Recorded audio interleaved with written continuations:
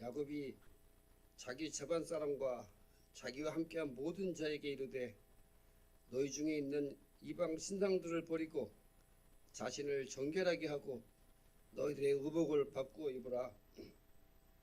우리가 일어나 베델로 올라가자.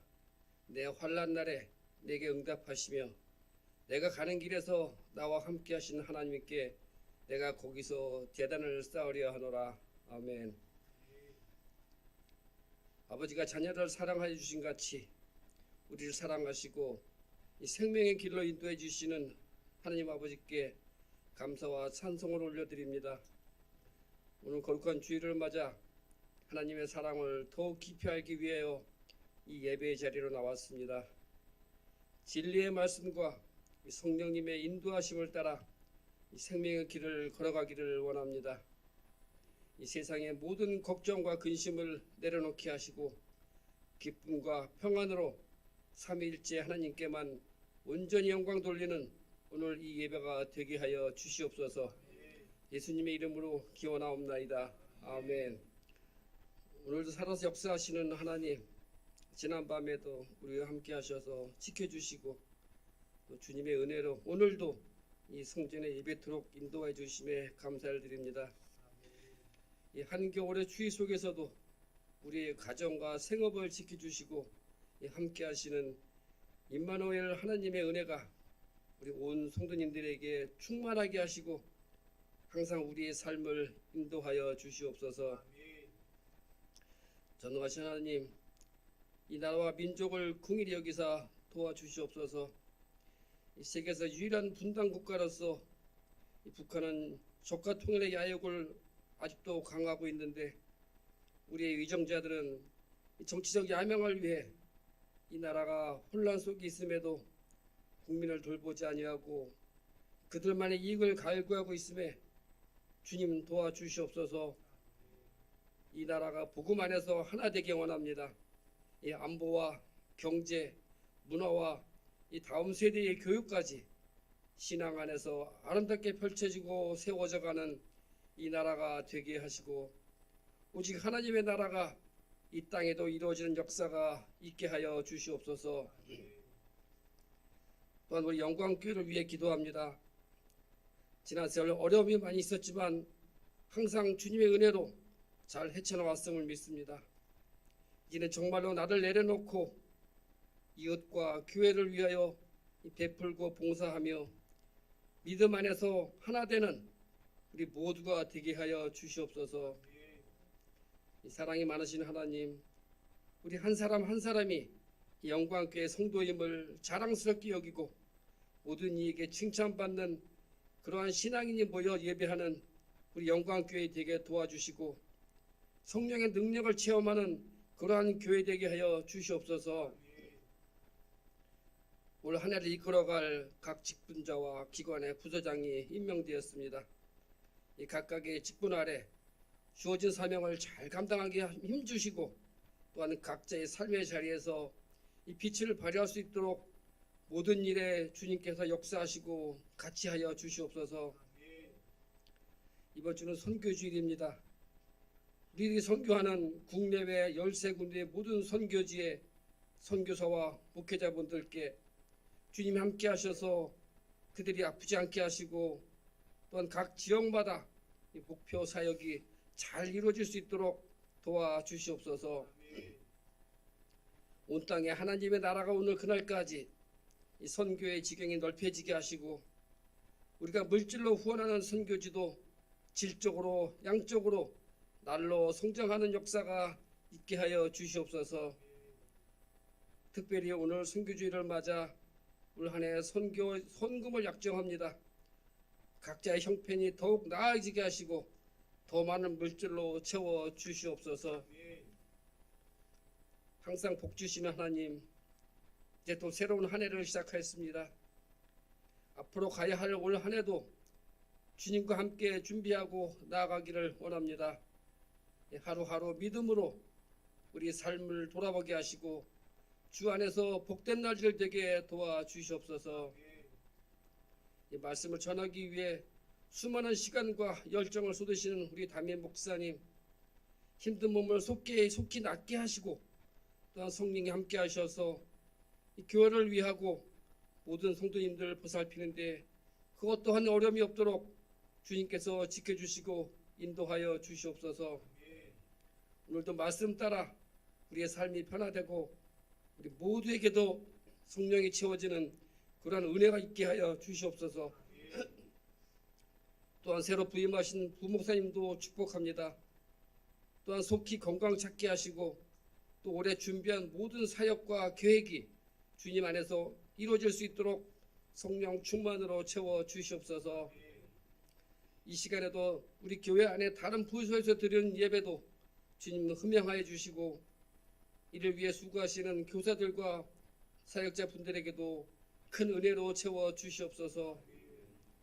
예배 준비와 안내, 식당, 또한 찬양대를 봉사하시는 우리 모든 성도님들 기억하셔서 그들의 삶에 축복을 더하여 주시옵소서. 추운 날씨에 우리 모든 성도님들 강건하게 붙들어 주셔서 아프거나 힘들지 않게 하시고 매일의 삶에 항상 평안이 있기를 소원합니다. 오늘 구하지 못한 모든 예배에도 응답해 주실 것을 믿사오며 거룩하신 우리 주 예수 그리스도의 이름으로 간절히 기도하옵나이다. 아멘. 신약성경 요한복음 12장 24절부터 25절까지 두 절 말씀입니다. 찾으신 후에 저와 같이 함께 봉독하시겠습니다. 신약성경 168면에 있습니다. 다 같이 찾으신 줄 알고 같이 봉독하겠습니다. 시작. 내가 진실로 진실로 너희에게 이르노니 하늘의 밀이 떨어져 땅에 떨어져 죽지 아니하면 하늘 그대로 있고 죽으면 많은 열매를 맺느니라. 자기의 생명을 사랑하는 자는 잃어버릴 것이요 이 세상에서 자기의 생명을 미워하는 자는 영생하도록 보존하리라. 아멘. 이 말씀 주시는 시간입니다. 오늘은 죽어야 사는 복의 비밀이라는 제목으로 우리 김도원 담임 목사님께서 여러분에게 말씀 전하시겠습니다.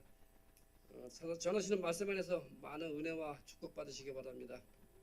우리 오늘도 선포해 봅시다. 우리 가슴에 따뜻하게 손을 얹고요. 여러분 이거 선포입니다. 선포라는 것은 내가 믿음을 가지고 그렇게 말할 때 되어진다라는 거예요. 그러니까 우리 이야기해 봅시다. 나는 하나님이 두고 보시기에도 아까운 사람입니다. 시작. 나는 하나님이 두고 보시기에도 아까운 사람입니다. 누가 뭐래도 나는 하나님이 두고 보시기에 아까운 사람입니다. 시작. 누가 뭐래도 나는 하나님이 두고 보시기에 아까운 사람입니다. 아직 그걸 잘 모르는 사람이 옆에 있을 수 있으니까 옆 사람 눈을 쳐다보면서 째려보지 말고 사랑스러운 눈빛으로 자, 옆 사람 쳐다보면서 당신도 하나님이 두고 보시기에 아까운 사람입니다. 시작. 당신도 하나님이 두고 보시기에 아까운 사람입니다. 한 부부가 안 했어요. 한 부부가 서로 안 쳐다보고 딴 데 보고 있었어요. 백씨로 시작하는 집사님 네 분이라고 말은 안 하겠어요. 다시 합니다. 백이문 집사님 딴 데 보지 말고 남편을 보라 이 말이에요. 남편 쳐다보면 다시 하라 이 말이에요. 자, 옆 사람 다시 쳐다보세요. 당신도 하나님이 두고 보시기에 아까운 사람입니다. 시작. 당신도 하나님이 두고 보시기에 아까운 사람입니다. 믿으십니까? 그러면 그렇게 해주세요. 나한테 하라 하지 말고 내가 그렇게 해주세요. 얼마나 아까운 사람인지. 전 목사가 된 것이 얼마나 감사하고 행복한지 모릅니다. 왜 그러냐면 여러분 목사가 되다 보니까 저는 설교를 해야 돼요. 설교를 하려니 성경을 안 읽을 수가 없고 연구를 안 할 수가 없어요. 성경을 읽고 연구를 하다 보니까 또 그 안에서 많은 보화 같은 말씀들을 이렇게 발견해요. 그럼 또 그 말씀대로 살려고 애쓰다 보면 하나님의 은혜가 내 삶 속에 얼마나 많이 넘치는지 몰라요. 그래서 저는 참 제가 목사가 된 게 행복하다, 감사하다 그런 생각이 듭니다. 제가 목사가 되는 과정이 좀 특이해요. 생긴 것도 특이하게 생겼는지 잘 모르겠지만 전 자유분방한 성격이에요. 그러다 보니까 이렇게 누군가에게 갇혀서 누군가에게 이렇게 막 시선에 막 재단이 되고 막 그것에 내가 갇혀 살고 하는 게 싫었어요. 그래서 신학교를 다니면서 곰곰이 연구를 해봤어요. 목사인데 목사가 아닌 목사가 될 수 있는 방법이 뭘까? 그렇게 연구를 하다가 제가 생각에 있는 결론이 있어요. 대학교 교수가 되면 되겠다. 신학교 교수가 되면 내가 머리를 기르든지 파마를 하든지 올백을 하든지 내리든지 그거에 대해서 누가 신경 쓰겠냐. 여러분 참 성도들 이게 재밌어요. 제가 이전 교회에서 새벽 기도를 마치고 이게 새벽 기도를 제가 지금 머리를 여러분 이게 지금 보통 정성으로 세우는 게 아니에요. 제 머리는 원래 서는 머리가 아니에요. 다 이렇게 왼쪽으로 넘기면 왼쪽으로 눕고 오른쪽으로 넘기면 오른쪽으로 눕는 머리인데 제가 이게 주일날마다 이걸 세우는 이유가 있어요. 하루는 제가 새벽 기도 때 설교를 하는데 머리를 안 세우고 새벽에 이렇게 한 4시에 일어나서 머리를 세우는 게 보통 스트레스가 아니에요. 그래서 머리를 안 세우고 그냥 깻잎머리처럼 그냥 머리를 그냥 가르마만 타고 갔어요. 새벽 기도 끝나고 기도를 하고 집에 이렇게 사택을 돌아가는데 어떤 한 권사님이 막 따라오는 거예요. 그래서 저보고 목사님 불러요. 그래서 내가 왜 그러냐고.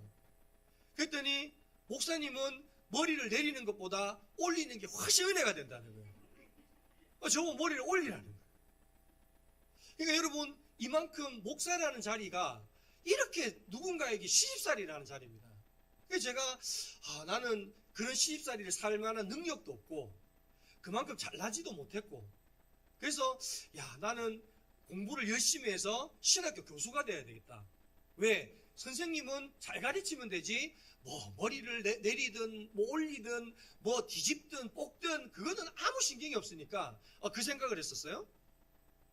근데 참 하나님의 섭리가 있었는지 제가 대학원을 다니면서 공부를 하는데 하나님께서 저를 그 목회자의 교수의 길이 아니라 목회자의 길로 저 길을 바꾸셨어요.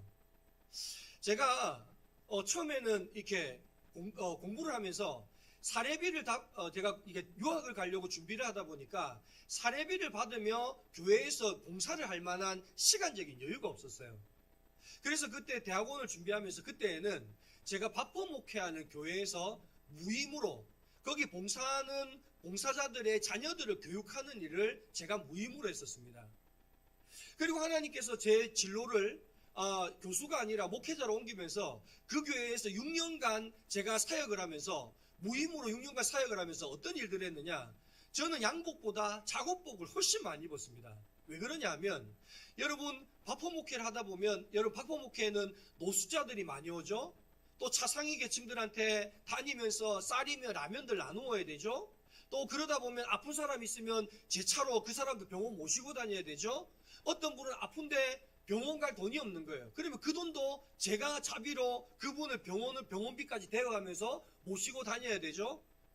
그러니까 제가 그 일들을 6년 동안 한 거예요. 그래서 제가 목사가 되고 나서 하나님 앞에 너무 감사한 게 뭔지 아세요? 제 동기 목사님들은 전부 다 교육자가 되면서 교육전도사, 전임전도사, 부목사 하면서 그분들은 교회에서 사례비 받고 사택 받고 성김 받으면서 교회에서 봉사를 했는데 저는 6년 동안 오히려 제가 제 사비를 들여서 교회에서 무임으로 사역하면서 섬기게 그와 같이 하나님께서 저에게 은혜를 베풀어 주셨습니다. 저는 지금도 생각해 보면 그때 하나님께서 저에게 베풀으신 그 은혜가 얼마나 크고 감사한지 모릅니다. 왜냐하면 제가 이 바포 사역을 하면서 그런 게 있었어요. 제가 이제 바포 사역을 6년 동안 하다가 기존의 교회, 백양로 교회라는 곳으로 부목사로 가게 됐어요. 부목사로 교회를 갔는데 가니까 이게 어색한 거예요. 몸둘 바를 모르겠는 거예요. 왜 그러냐면 신방을 가면요. 신방하는 권사님들이 옆에 탁 붙어서 신방하는 물품도 자기가 사고 또 식사 때가 되면 목사님 식사 대접도 자기가 하고 또 차 타고 가는 일이 있으면 뭐 도로비며 주차비며 다 자기 사비로 다 하시는 거예요. 그러니까 그 전에 6년 동안은 제가 제 돈 들여서 다 하다가 제가 교회를 갔는데 교회 권사님들이 그것들을 다 해주니까 처음에는 제가 그걸 봤는데 몸둘 바를 모르겠는 거예요. 그런데 진짜 신기한 건요. 6년 동안 내가 섬기는 훈련을 받아왔는데 그 교회 가서 6개월 딱 지나니까요. 그걸 내가 받기 시작하니까 어느 순간부터 어떤 분이 그걸 잘 안 하니까 내 마음속에 어떤 생각이 드느냐? 저분 교육 제대로 못 받았네. 누가 저거 교육을 제대로 안 했어? 교육을 제대로 못 받았으니까 똑바로 못하네. 이런 생각이 드는 거예요. 그러면서 어느 순간 야, 내가 6년 동안 훈련받은 게 6개월 만에 무너진다고? 이 생각이 드니까 내 스스로에게 자괴감이 드는 거예요. 그러면서 제가 그 다음부터 다짐한 게 있습니다. 뭐냐면 나는 성도를 섬기는 목사가 되겠다라는 다짐이었습니다. 얼마 전에 아내가 저한테 빚쟁이처럼 따지러 왔더라고요. 왜 따지러 왔냐 물어봤더니 카드값이 너무 많이 나왔다는 거예요. 그러면서 저보고 왜 용돈 받아가면서 카드를 이렇게 많이 쓰냐는 거예요. 사실은 제가 신방을 하면서 저는 제가 성도들 때문이 아닙니다. 왜 제가 성도들에게 식사 대접을 하고 신방을 가도 제가 신방비를 따로 청구하지 않고 제 돈으로 쓰느냐? 그 이유 중에 하나는 내가 섬기지 않으면, 내가 이 섬기는 것 훈련들을 놓치지 않으면 어느 순간부터 나는 섬김을 받는 것이 당연한 목사가 될 것이라는 그 두려움이 내 안에 있기 때문입니다. 근데 카드값이 150만, 제가 150만 썼다는 거예요. 한 달에. 용돈대로 받아가고. 그래서 제가 아내한테 그랬어요. 진짜 미안하다고. 내가 그러려고 그런 게 아니라고. 나도 모르게 이래저래 밥 사주고 막 이렇게 하다 보니까 나도 모르게 돈이 이만큼 나간 거라고. 여러분, 제가 아내한테 미안해 하지만 다음에도 그렇게 쓸까요? 안 쓸까요? 전 씁니다. 왜냐하면 이게 제가 사는 길이기 때문에 그렇습니다. 여러분, 예수님이 뭐라고 하셨습니까? 나는 섬김을 받으러 온 것이 아니라 섬기러 오셨다고 이야기하셨습니다. 여러분, 오늘 저와 여러분은 여러분 어떤 섬김의 자세로 이 하나님을 믿는 믿음의 자리에 서 계십니까? 어느 목사님 그런 이야기 하더라고요. 자기는 하나님께 이런 기도를 한대요. 하나님 11조 100만 원 내는 성도 100명만 보내주십시오. 그래서 제가 그 이야기를 듣는데 저는 이런 생각이 들었습니다. 하나님, 저는 다른 거 원하지 않습니다. 저 같은 성도 100명만 보내주십시오. 왜 제가 저 같은 성도라고 한 줄 아십니까? 제가 잘나서가 아니라 내가 이만큼 하면 그 사랑을 받으면 그 성도들도 그 사랑을 받은 만큼 그들의 삶의 자리에서 그것을 할 것이라는 걸 내가 믿기 때문에 그렇습니다. 여러분, 사랑도 받아본 사람이 사랑을 할 줄 알지 사랑을 받아보지 못하면 그 사랑 할 줄 모릅니다. 작년 초에 우리 교회가 봉고차가 필요해서 봉고차를 샀죠. 근데 봉고차를 사는데 저한테 이런 소리가 들리더라고요. 어떤 분은 그 봉고차를 사겠다고 하니까 적금을 들고 있다가 그 적금을 해약해서 봉고차를 사는 일에 그 돈을 보탰다고 하더라고요. 여러분, 우리가 봉고차 낼 때 십시일반 그 봉고차를 사기 위해서 헌금을 한 그것, 여유 있어서 헌금 낸 것 아니지 않습니까? 나도 힘들고 너도 힘들지만 그러나 우리가 십시일반 그 헌신의 마음을 모으게 될 때 그 마음이 하나 되면 여러분 그 일들을 할 수 있지 않겠습니까? 저는 작년 한 해를 생각하고 돌아보면서요, 하나님께 얼마나 감사했는지 몰라요. 왜 그런 줄 아십니까? 제가 부임하기 전에 우리 박덕현 부목사님께서 9개월 동안 우리 교회를 굉장히 이렇게 사역하시느라 고생하셨어요. 진짜 힘드셨어요. 안 그래도 그분의 사역이 힘들었다고, 너무 잘하셨다고 칭찬하는 분들이 참 많더라고요. 그런데 그렇게 열심히 사역했음에도 불구하고 그 9개월 동안 우리 교회가 가졌던 부채가 3천만 원이 9개월 동안만 3천만 원이 늘어났어요. 그런데 여러분, 제가 2024년을 이렇게 돌아보면서요, 우리 교회가 24년을 시작하면서 6억이라는 부채를 더 하나 썼습니다. 그런데 여러분, 신기하게도요, 저한테 매달 문자가 와요. 8억에 대한 이자가 얼마인지 6억에 대한 이자가 얼마인지. 근데 재밌는 건 8억이 이자가 많게요? 6억 이자가 많게요? 6억 이자가 많습니다. 8억보다 6억이 훨씬 많습니다. 올해 작년 24년도를 시작하면서 우리는 6억이라는 부채와 이자를 떠안고 한 해를 시작했습니다. 뿐만 아니라 여러분, 작년에 어떤 일이 있었죠? 중고등부가 시작됐어요. 청년회가 만들어졌어요. 그리고 그동안 중단했던 성경학교가 중고등부도 청년회도 여름 수련회들을 다 했어요. 기존에 우리가 예산에 잡지 않았던 그 많은 비용들이 발생을 했고 그것들을 사용했는데도 불구하고 너무 감사한 거는 지난주에 우리 재직회와 공동회의를 하면서 이 예결산을 하는데 2024년도 한 해 동안 하나님은 우리가 부족하지 않도록 우리에게 부어주셨다는 겁니다. 여러분, 어쩌면 이것은 하나님께서 우리에게 부어주신 것이지만 우리 모두가 한 사람 한 사람이 우리가 가지고 있는 것을 서로가 하나님의 나라를 위하여 하나님의 미랄로 섬겼기 때문에 오늘 우리가 이와 같이 하나님의 놀라운 일들을 행하는 그 일들을 할 수 있었는 줄 믿습니다. 뿐만 아니라 오늘 기도할 때도 들으셨죠. 여러분, 우리 교회가 비록 재정적으로 힘들다 하더라도 여러분, 우리 교회가 13곳이라는 새로운 선교지를 정하고 개척교회부터 시작해서 몽골에, 말레이시아에, 여러분 세계 각처에, 시골에, 섬에, 여러분 우리가 얼마나 많은 곳에 그 선교를 합니까? 여러분, 그것은 바로 오늘 저와 여러분 그 한 사람의 헌신이 있었기 때문에 이 모든 일들이 가능한 줄 믿습니다. 여러분, 이와 같은 말씀이 어디에 있는가? 정말 이와 같은 일들이 성경에 있는가? 제가 곰곰이 생각해 보는데 그런 이야기가 있더라고요. 빌립보서 2장 5절에 보면 이런 말씀이 있습니다. 너희 안에 이 마음을 품으라 곧 그리스도 예수의 마음이니. 그러면서 여러분, 그리스도 예수의 마음이 어떤 마음인지에 대해서 그 뒤에 6절에서 8절에 이렇게 설명을 합니다. 우리 한번 읽어봅시다. 시작.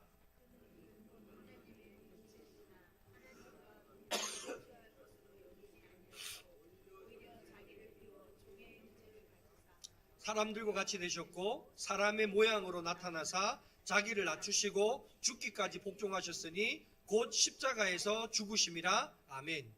여러분, 무슨 말씀입니까? 여러분, 예수님은 하나님과 동등하대요.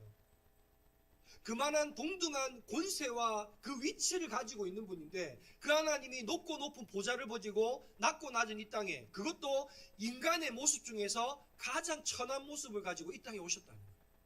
왜요? 우리를 섬기기 위해서. 우리를 섬기기 위해서. 그리고 예수님은 그 섬김의 마지막 결정체가 뭐였습니까? 바로 십자가였습니다. 자신의 생명의 피 한 방울까지도 우리를 위해 다 흘리시면서 우리를 죄에서 구원하기 위하여 자기를 다 내어주신 분이 누구십니까? 바로 예수 그리스도라는 것입니다. 여러분, 오늘 예수님께서는 우리에게 이와 같은 마음을 품으랍니다. 너희도 이와 같은 삶을 살라고 이야기하십니다. 왜 그럴까요? 그것에 대해서 오늘 빌립보서 2장 9절에서 12절은 이렇게 말합니다. 빌립보서 2장 9절에서 11절 말씀 한번 읽어봅시다. 시작. 하나님이 그를 지극히 높여 모든 이름 위에 뛰어난 이름을 주사 하늘에 있는 자들과 땅에 있는 자들과 땅 아래에 있는 자들로 모든 무릎을 예수의 이름에 꿇게 하시고 모든 입으로 예수 그리스도를 주라 시인하여 하나님 아버지께 영광을 돌리게 하셨느니라. 아멘. 여러분, 오늘 예수 그리스도는 어떤 이름이 되었다고 이야기합니까? 가장 낮아짐으로 이 세상에 가장 뛰어난 이름, 가장 높은 이름이 되었다라고 하나님의 영광을 나타내는 이름이 되었다고 이야기합니다. 그럼 여러분, 오늘 이 말씀은 이렇게 이야기할 수 있습니다. 너희 안에 이 마음을 품으라. 그 말은 너희도 예수님처럼 살아라. 그러면 우리의 이름도 어떻게 된다는 겁니까? 세상의 모든 이름 위에 뛰어난 이름이 된다는 거예요. 오늘 하나님은 오늘 우리에게 너희가 예수 그리스도의 마음을 품으라고 하는 이유가 뭐냐? 너희의 이름이 세상에서 가장 뛰어난 이름, 높은 이름이 되기를 하나님은 원하신다라는 거예요. 여러분, 아브라함에게 하나님께서 나타나셨어요. 너는 너의 친척 본토 아버지 집을 떠나 내가 내게 지시할 땅으로 가라. 그러면 하나님께서 어떻게 해주신다고 합니까? 내 이름을 창대하게 해주겠다. 그리고 아브라함이 뭐라고 합니까? 네가 복의 근원이 되게 하겠다고 주님은 말씀하십니다.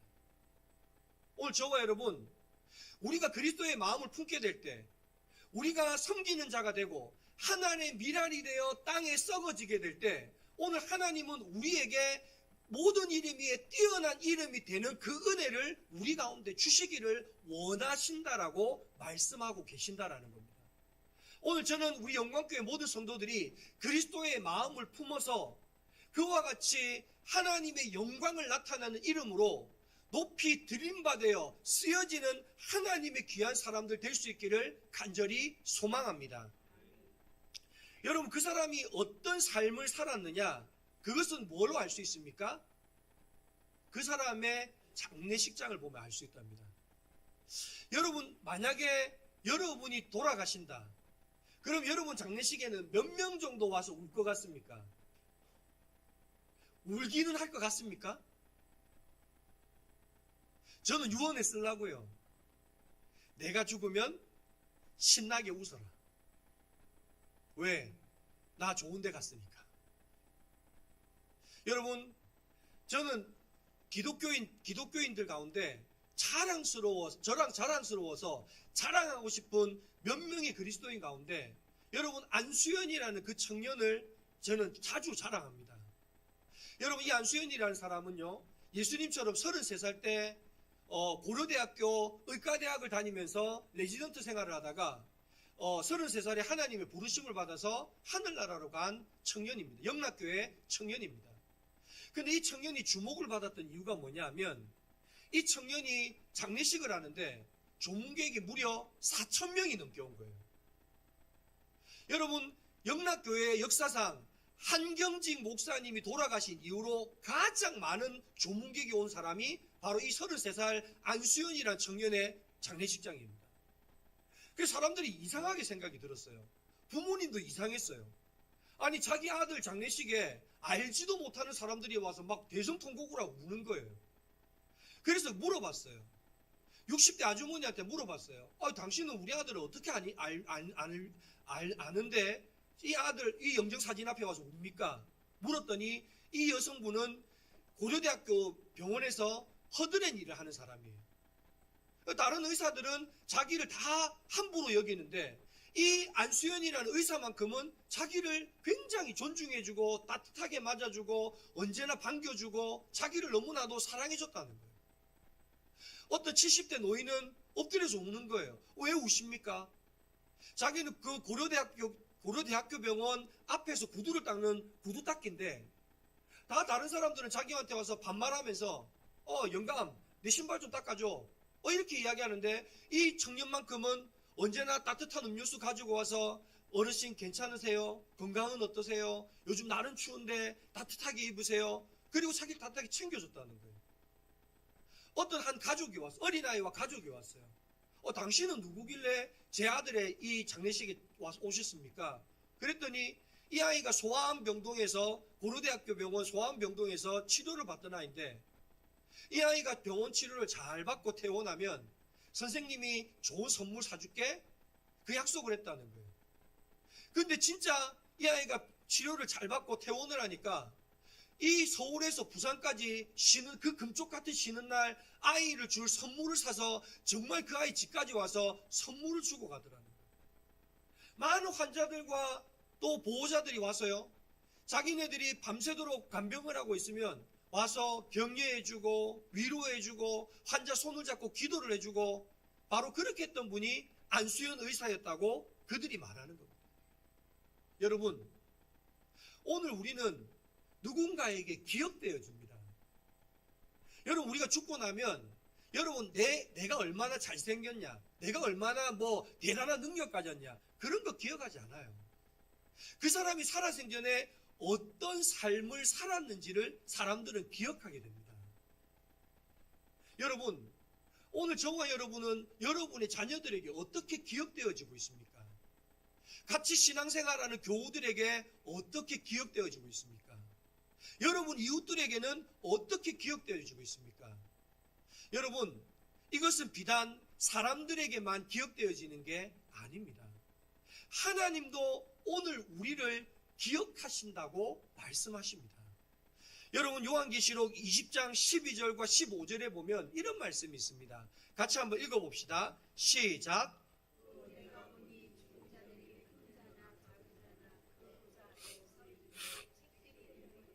또 다른 책이 펴져 있으니 곧 생명책이라. 죽은 자들이 자기 행위를 따라 책들에 기록된 대로 심판을 받으니 누구든지 생명책에 기록되지 못한 자는 불못에 던져지더라. 아멘. 오늘 여러분 성경은 뭐라고 말합니까? 우리의 행동, 우리의 삶이 하나님의 생명책에 뭐 한다고요? 기록되어진대요.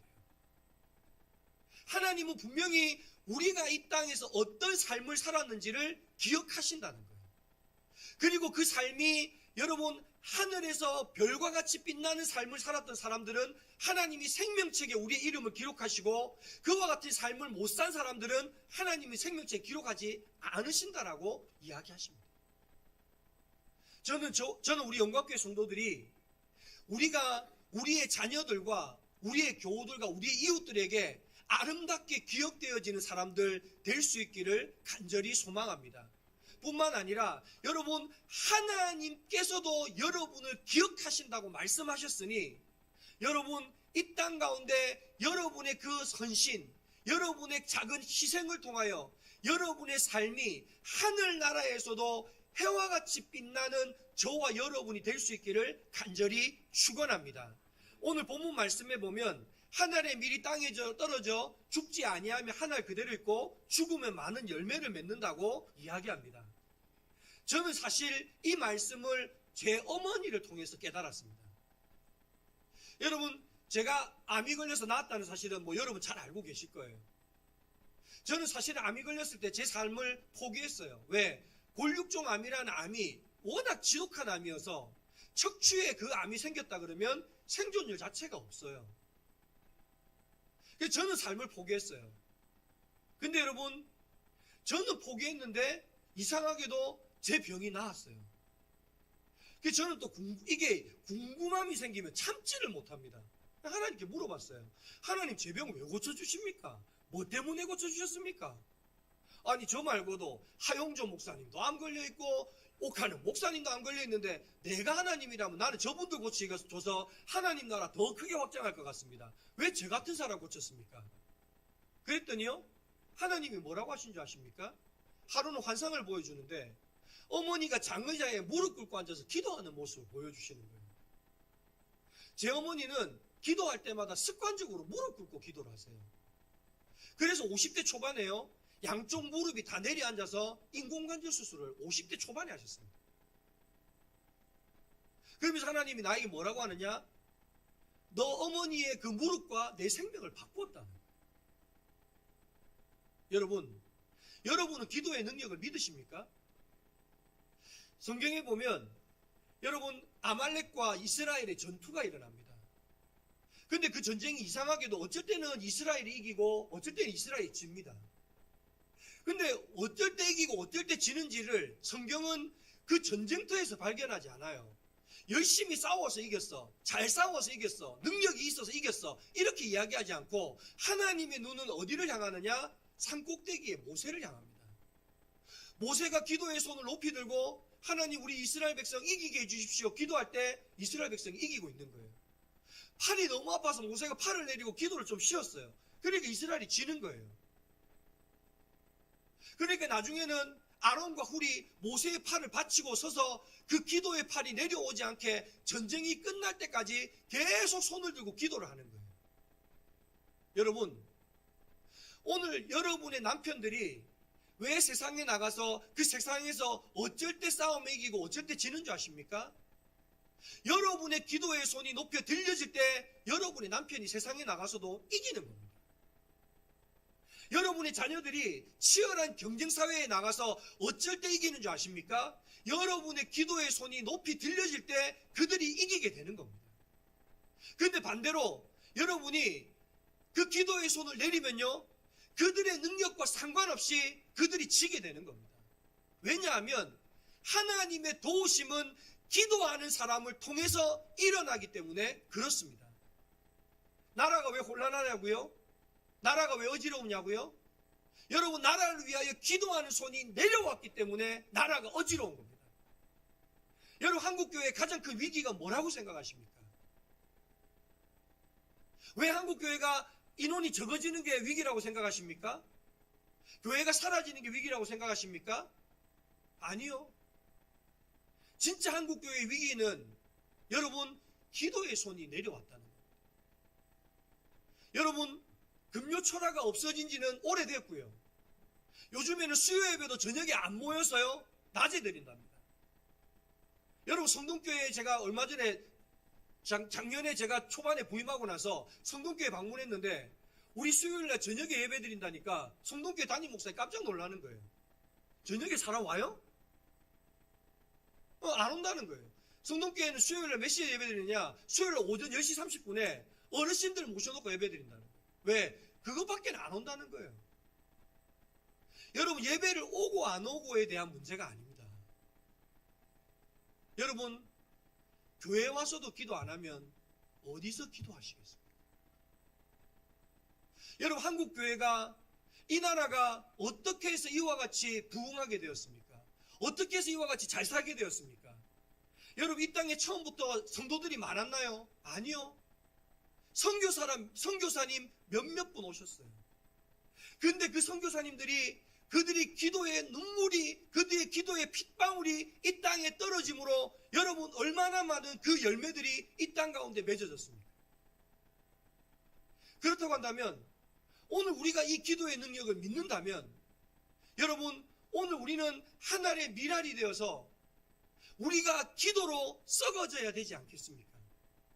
기도로 내 남편을 위하여 힘들게 세상에서 싸우는 우리 자녀들을 위하여 정말 이 나라를 위하여 온 열방을 위하여 우리가 기도의 손을 높이 들어야 되지 않겠습니까? 저는 우리 영광교회가 여러분 기도의 손을 높이 드는 성도들 될 수 있기를 바랍니다. 그 기도의 하늘의 미랄이 될 수 있기를 바랍니다. 여러분의 기도가 땅에 떨어질 때에 많은 열매를 맺게 되는 것입니다. 우리 영광교회 모든 성도들 기도의 사람 되어서 하늘의 미랄로 썩어질 수 있기를 바랍니다.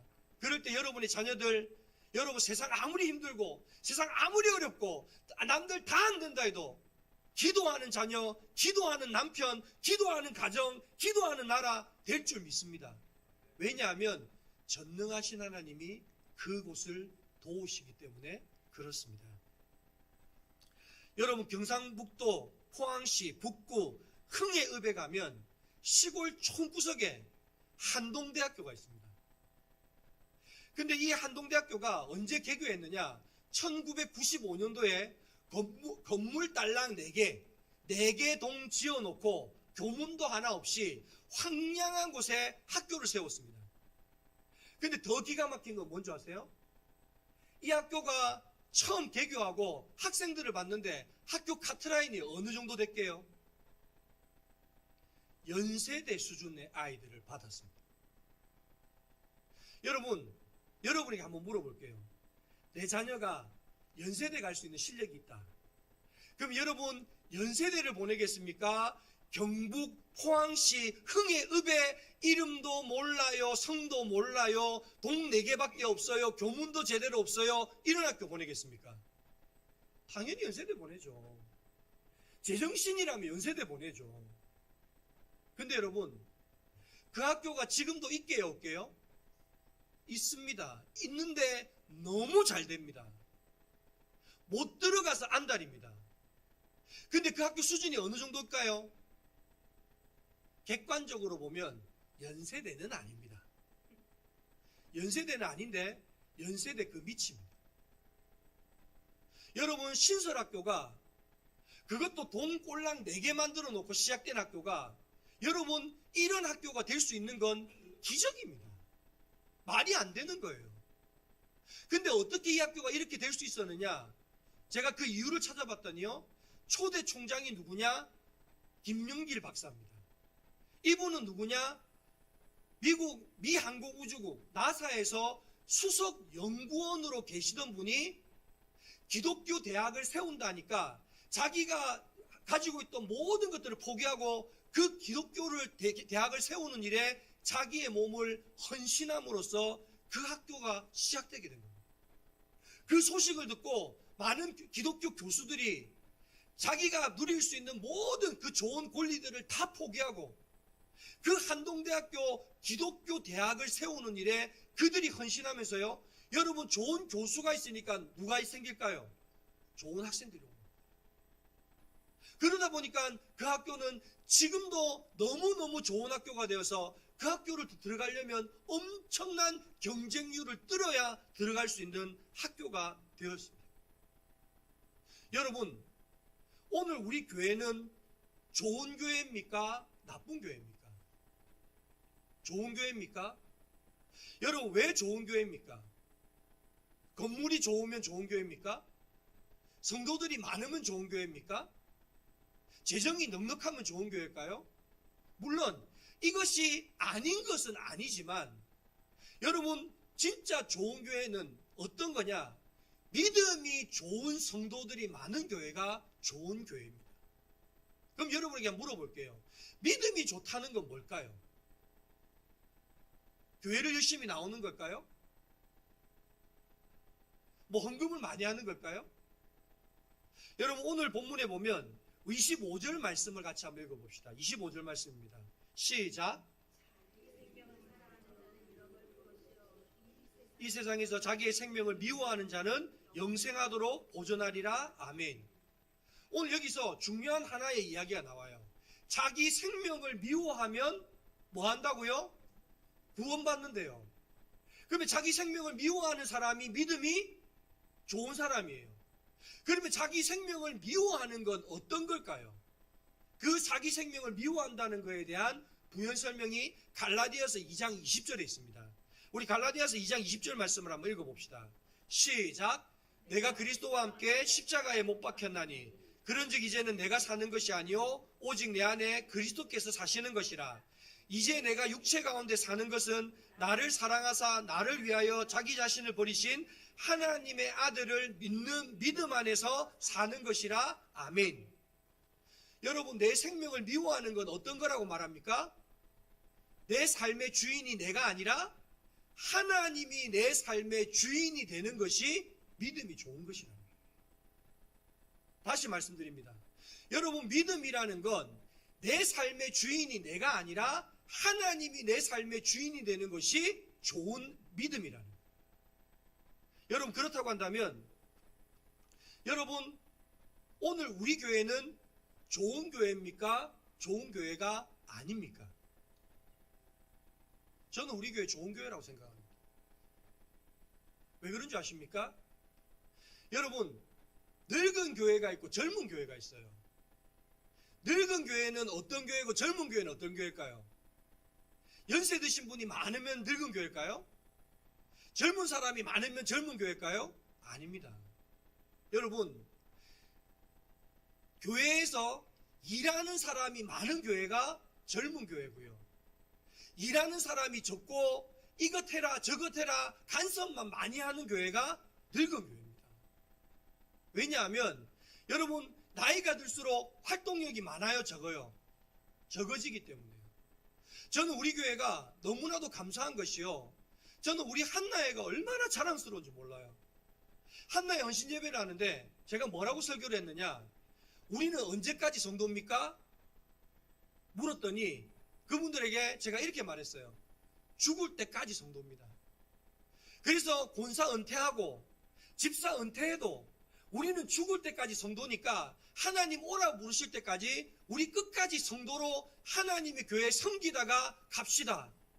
이야기했더니요. 한나회에서 그 다음부터 바로 교회 안내를 시작했어요. 여러분 밥을 먹고 났는데 식탁을 닦는데 한나회에 우리 성도들이 그 식탁을 닦아줘요. 얼마나 감사한지 몰라요. 여러분 저는 우리 교회는 젊은 교회라고 생각합니다. 저는 우리 교회는 좋은 교회라고 생각합니다. 왜냐하면 여러분 종이 많은 교회가 좋은 교회입니다. 하라 말아라 말 많이 하는 게 주인이에요 종이에요? 주인이에요. 여러분 말씀대로 실천을 많이 하는 사람들이 있는 곳이 종이에요 주인이에요? 종이에요. 그럼 여러분 종이 많은 곳, 일할 사람이 많은 곳, 그래서 하나님이 말씀하시고 우리가 움직이는 곳, 여러분 그곳이 좋은 교회고 바로 하나님이 주인 되시는 교회고 우리의 삶의 주인이 하나님이신 교회, 그 교회가 아니겠습니까? 저는 그 기준으로 봤을 때 우리 영광교회 좋은 교회라고 확신합니다. 말씀을 마치겠습니다.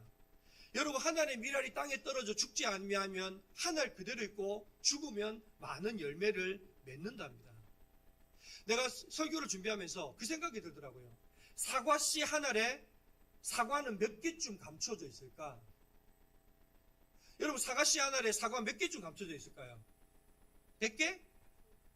1000개? 10,000개? 아마 씨가 끊임없이 죽으면 끝없이 사과가 열릴 겁니다. 저는 우리 영광교회 성도들, 그런 성도들 되기를 간절히 소망합니다.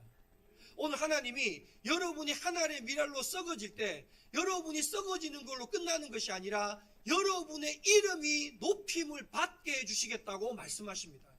또한 여러분이 썩어질 때 여러분의 썩어짐을 위하여 하나님이 더 큰 일들을 행하시겠다고 오늘 우리에게 약속해 주십니다. 여러분, 이 시간 이제 동영상을 보면서 선교 작정을 하는 시간을 가지겠습니다. 근데 제 마음속에 이런 마음이 들더라고요. 여러분, 세상의 물가는 다 오르는데 여러분 이상하게도 우리의 하나님 앞에서의 우리의 지경은 넓어지지가 않아요. 여러분, 우리가 나이가 들수록 우리의 신앙의 연수가 많아질수록 저는 저와 여러분의 믿음의 지경이 더 넓어졌으면 좋겠습니다. 한 알로 썩어졌던 씨앗이 10알이 되고 10알이 100알이 되고 100알이 1000알이 되면 여러분 그 일로 통하여 하나님께서 이 땅 가운데 놀라운 일들을 행하실 거라고 믿습니다. 오늘 이 시간 여러분 동영상 보면서 여러분 스스로가 하나님 앞에 선교를 작정하는 시간 가지겠습니다. 우리 민족이 살고 있는 이 땅 한반도에 하나님의 말씀이 처음으로 심겨진 것은 1832년 7월. 이처럼 작정하시고 우리 민족이 살고 있는 이 심겨진 것은 하나님 앞에 우리 기도하고 그 나가실 때 우리 봉헌함에 선교 작정서 내지 않으신 분들은 봉헌함에 내시고 혹시 볼펜이 필요하신 분은 손 드시면 갖다 드릴 테니까 우리 여러분 이 동영상 보시면서 작정하는 시간 가지겠습니다. 민족이 살고 있는 이 땅 한반도에 하나님의 말씀이 처음으로 심겨진 것은 1832년 7월. 독일인 칼 귀칠라프 목사님은 충청도 고대도 부근에 머물러 복음을 전했고 최초로 주기도문 한국어 번역을 한 선교사입니다. 최초의 순교자는 영국인 로버트 저메인 토마스 목사님입니다. 1866년 평안도를 통해 조선에 들어왔다가 변변하게 조선 땅을 디뎌보지도 못하고 순교한 것입니다. 토마스 선교사는 자신을 죽인 박충건에게 작은 보따리를 건네고 숨을 거두는데 그 안에 성경이 있었고 그 성경으로 박충건은 하나님을 영접하게 됩니다. 그리고 그로부터 약 20년이 지난 1884년 조선 땅에 최초의 교회가 설립됩니다. 한글 성경 보급에 앞장섰던 서상륜 서경조 형제가 황해도 장현 땅 소래에 세운 소래교회입니다. 이후 1885년부터 수많은 선교사가 복음을 품고 조선 땅을 밟습니다.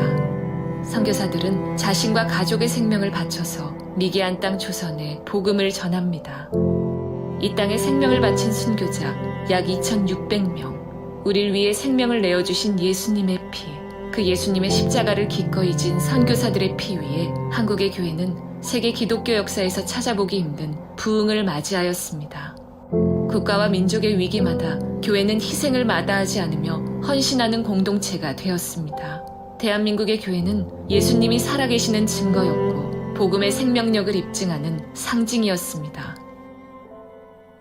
그러나 이 불빛이 지금 빠르게 꺼져가고 있습니다. 2020년 한 해 한국교회 주요 교단 성도수 28만 명 감소, 다음 세대 주일학교가 없는 교회 22.4%, 영유아부가 없는 교회 74.3%, 예수님을 믿는다 하면서도 교회와 공동체에 속하지 못해 떠도는 가나안 성도 크리스천 4명 중 1명, 코로나 이후 교인 감소 예상 비율 24%. 그리고 그보다 더 두려운 것은 우리 안에서 자라고 있는 의구심입니다. 우리에게 더 이상 생명력이 남아있지 않다는 두려움입니다. 목사님, 아직도 한국에서 교회 개척이 됩니까? 오늘날 이 땅에서 더 이상 교회는 개척될 수 없고 교회 존립 자체가 쉽지 않다라는 생각에서 나온 증상인 것 같습니다. 그렇다면 어떻게 해야 됩니까? 교회 개척을 하지 말아야 되겠습니까? 그 두려움과 의구심을 안고 이 땅에 처음 시작되었던 교회 앞에 다시 섭니다. 이 땅에 바쳐진 젊은 선교사들의 생명이 지금 우리에게 질문합니다. 내가 사랑했던 이 땅의 교회는 생명력 있게 복음을 전하고 있냐고. 내가 목숨 바쳐 생명을 전하기 원했던 이 땅의 교회는 그 사명을 다하고 있냐고. 최초의 교회가 세워졌던 1907년 평양 대부흥의 역사를 간직한 북한 땅에 다시 복음의 불길을 일으킬 힘을, 선교의 능력을 키우고 있냐고. 우상숭배로 무너져가는 아시아 곳곳에 복음을 전할 전진 기지로 우뚝 서야 할 대한민국의 교회가 그 훈련을 잘 하고 있냐고. 복음의 다음 세대를 잘 키우고 있냐고. 그대들이 마음껏 예배하고 찬양하는 오늘을 위해 130년 전에 우리는 기꺼이 목숨을 바쳤노라고. 대한민국의 교회가 다시 살아나야 하는 것은 예수님의 명령이고 뜨거운 피를 흘린 선교사들의 당부이고 이것은 우리의 교회의 사명입니다. 우리는 건강하고 책임 있는 교회가 되기를 꿈꿔야 한다는 겁니다. 주여, 한국교회가 다시 일어나 빛을 발하게 하소서. 네, 한 알의 밀이 땅에 떨어져 죽지 아니하면 한 알 그대로 있고 죽으면 많은 열매를 맺는다 말씀하여 주시니 감사합니다. 오늘 우리 모두가 하나님 나라의 한 알의 밀알이 되기를 소망합니다. 주님, 우리의 그 죽어짐이, 우리의 그 낮아짐이 하늘에서 해와 같이 빛나게 하시고 우리의 이름이 모든 이름 위에 뛰어난 이름, 그와 같은 하나님의 영광을 나타내는 이름 되게 하여 주옵소서. 하나님, 기도의 죽어짐이 있게 하여 주옵소서. 하나님, 우리의 남편, 우리의 아내, 우리의 자녀, 우리의 가정, 우리의 교회, 우리의 나라, 온 열방을 위하여 하나님 기도의 손이 쉬지 않고 들려지게 하시고 그 기도의 죽어짐을 통하여 하나님 우리의 가정이 살아나고 교회가 살아나고 나라가 살아나고 열방이 살아나는 역사가 우리 가운데 나타나게 하여 주옵소서. 하나님, 그 작은 헌신의 몇 사람을 통하여 한 대학교가 우뚝 섰던 것처럼 오늘 하나님, 우리가 연세가 많든 적든 상관없이 우리 모두가 하나님의 성도로서 우리가 하나님의 교회를 위하여 하나님의 나라를 위하여 썩어질 때에 하나님 우리를 통하여 30배, 60배, 100배의 좋은 결실을 맺는 좋은 교회 될 수 있도록 우리 교회 가운데 주께서 은혜를 다하여 주시옵소서. 세상의 온갖 죄와 상처들로 얼룩진 자들이 영광교회를 통하여 새롭게 회복되고 치유되게 하여 주옵소서. 영광교회가 하나님이 기뻐하는 교회, 영광교회 성도들이 자랑스러워하는 교회 되게 하시고 우리 교회의 주인이 하나님이시며 말씀 위에 바로 선 교회, 교회인 우리가 머무는 곳마다 하나님의 영광이 나타나는 교회 되게 하여 주옵소서. 행여 우리 가운데 갖가지 문제들로 고통당하는 사람들이 있습니까? 육신의 질병이든 마음의 질병이든 중독의 문제이든 죄의 문제이든 그 밖의 삶의 갖가지 어려움이든 그 어떤 것이라도 그리스도의 십자가의 사랑으로 치유되고 회복되어지고 새로워지는 은혜가 지금 이 자리 가운데 나타나게 하여 주옵소서. 나사렛 예수 이름 받들어 기도하온즉 저들을 괴롭히는 모든 문제들 떠나갈지어다. 모든 죄와 사망의 권세야 떠나갈지어다. 주님께서 자유케 하시면 자유케 될 것을 믿사온즉 우리에게 그와 같은 믿음 있게 하여 주옵소서. 이제는 우리 주 예수 그리스도의 은혜와 하나님 아버지의 한이 없는 사랑하심과 보혜사 성령님의 내주 감화 감동하시는 은혜가 영광교회 모든 성도들 머리 위에와 그들의 가정과 삶의 모든 자리 위에 이 나라와 온 세계 가운데 지금으로부터 영원까지 함께 하시기를 간절히 축원하옵나이다. 아멘.